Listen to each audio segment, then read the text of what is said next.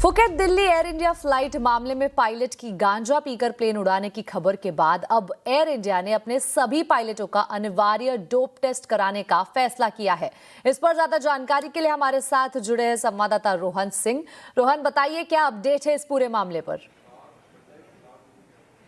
जी, air India group ने अपनी सभी पायलटों को चिट्ठी लिखी है। इसमें एयर इंडिया और इंडिया एक्सप्रेस दोनों ही शामिल है और उनसे कहा है कि जो ग्रुप है उसने फैसला किया है कि जितने भी पायलट्स हैं उन सब का तत्काल और अनिवार्य रूप से जो है सब्सटेंस टेस्ट किया जाएगा। इसका मतलब यह है कि दो चीजों का टेस्ट किया जाएगा।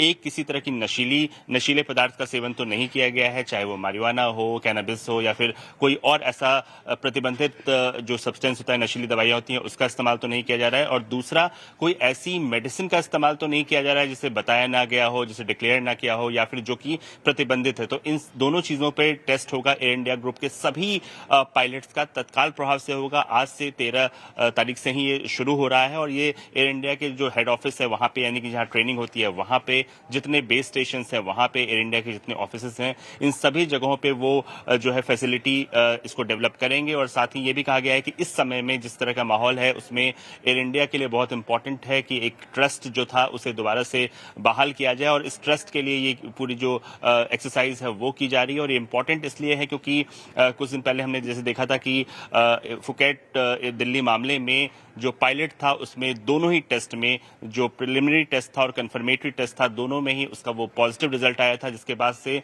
ज्यादा स्क्रूटनी हो गई। एयर इंडिया का कहना है कि ये जो टेस्ट है ये डीजीसीए के जो नॉर्म्स हैं उसके बियॉन्ड है। डीजीसीए का जो नॉर्म है वो रैंडम टेस्ट की बात करता है, लेकिन एयर इंडिया ने कहा है कि हम अपने सभी पायलट्स की अनिवार्य रूप से जो है वो सब्सटेंस की स्क्रीनिंग अनिवार्य रूप से करेंगे और ये तत्काल प्रभाव से वो करने जा रहे हैं।